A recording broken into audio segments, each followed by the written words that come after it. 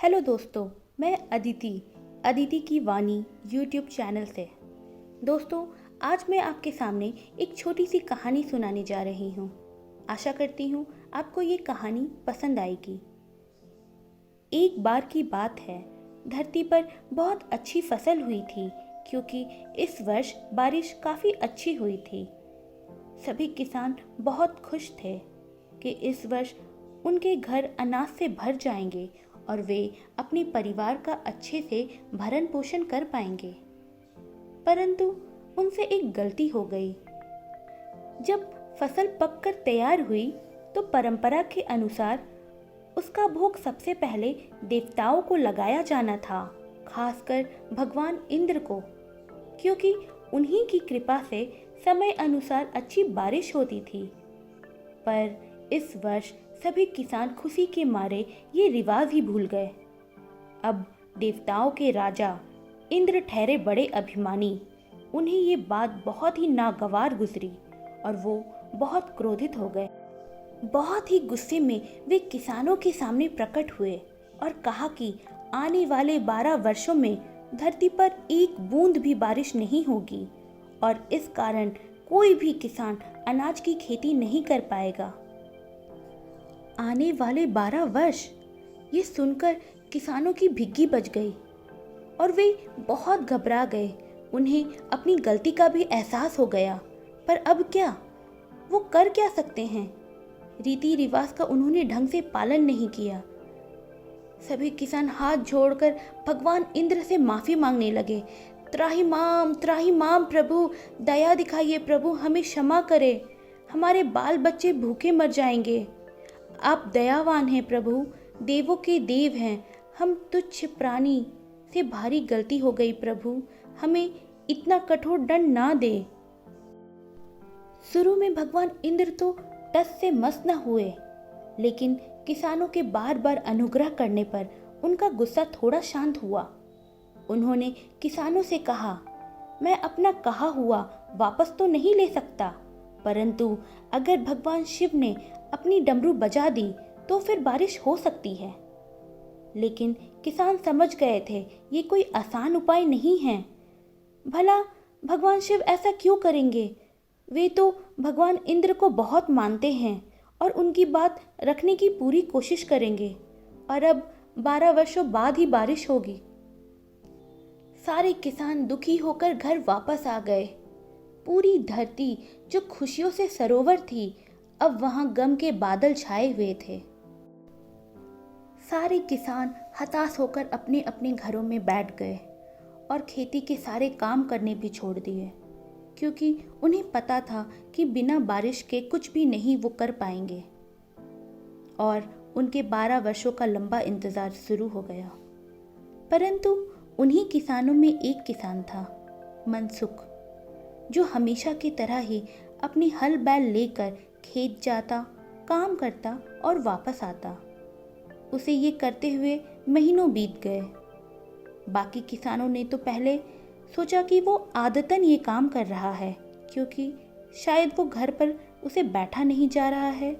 परंतु जब महीनों बीत गए और वो हर दिन ही खेत जाता, हल जोतता और पूरे दिन काम करता, तो लोग तरह तरह की बातें करने लगे।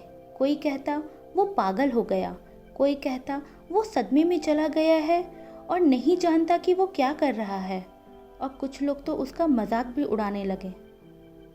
अब तक पूरा 1 वर्ष का समय हो चुका था और यही समय खेती का था। अगर बारिश होनी शुरू होती तो इस साल भी जबरदस्त पैदावार होती, लेकिन सबको पता था कि इस वर्ष ऐसा कुछ भी नहीं होने वाला है। गांव के एक बुजुर्ग थे जिन्हें गांव वाले अपना सरपंच बुलाते थे। वे काफी समझदार और अनुभवी थे।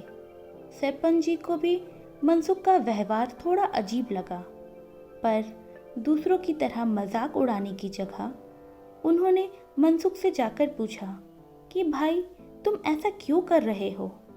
क्यों अपना समय और मेहनत बर्बाद कर रहे हो? मनसुख ने बड़े ही शांति से जवाब दिया, सरपंच जी, मुझे भी पता है कि 12 वर्षों से पहले बारिश की कोई संभावना नहीं है। मैं जो भी कर रहा हूँ वो इसलिए कर रहा हूँ कि इन वर्षों में मैं कहीं खेती करना ही ना भूल जाऊं। 12 वर्ष बहुत लंबा समय होता है।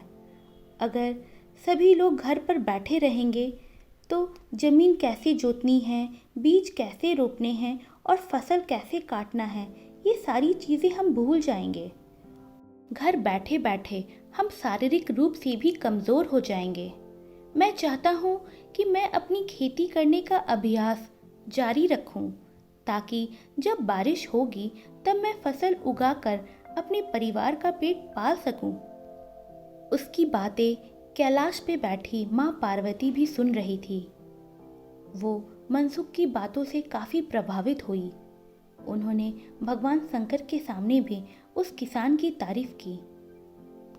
माँ पार्वती ने तो भगवान शंकर को ये भी कहा कि हे प्रभु, देखिए उस किसान को, उसके हौसले को सत सत नमन। ऐसा ना हो प्रभु कि इन 12 वर्षों में कहीं आप ही डमरू बजाना ना भूल जाए। अब भगवान तो ठहरे भोले। माँ पार्वती की बात सुनकर बच्चों की तरह बोले, आप चिंता क्यों करती हैं? मैं डमरू बजाना नहीं भूलूंगा। देखिए 1 वर्ष तो हो गए हैं मेरे डमरू बजाए बिना, परंतु अभी मैं आपको दिखाता हूँ कि मुझे याद है या नहीं डमरू बजाना। और वो उठकर डमरू बजाने लगे। डिग डिग डिग डिग डुम डुम डुम डिग डिग डिग डिग डुम डुम डुम। माँ पार्वती हंस पड़ी भगवान को बच्चों की तरह उत्साहित होता देखकर और डमरू बजाता देखकर। वे बोली, धन्य हैं आप प्रभु, धन्य हैं। देखिए आपकी कृपा से फिर से बारिश होने लगी। और सही में वही हो रहा था।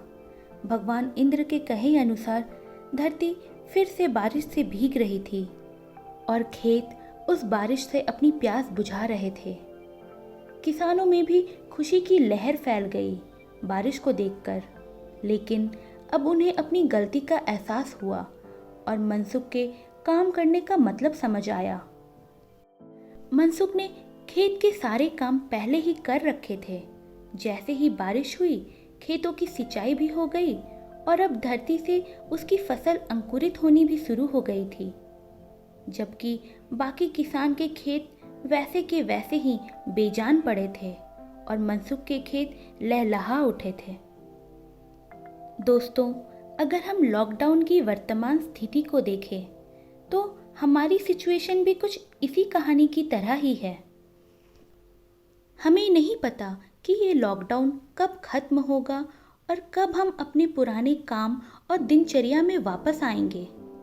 लेकिन सोचने की बात यह है कि कहानी के बाकी किसानों की तरह हम चुपचाप हाथ पर हाथ रखे बैठे रहे और समय नष्ट करें और फिर इंतज़ार करें लॉकडाउन खत्म होने का, या फिर मनसुख की तरह अपनी योग्यताओं पर, अपनी प्रोफेशनल नॉलेज पर, अपनी कैपेबिलिटीज़ पर हम काम करें और उनको और शार्पन करें, ताकि जब सही समय आए तो हम पूरी तरह से आने वाले अवसरों के लिए तैयार रहें और अपने भविष्य को और बेहतर बना सके।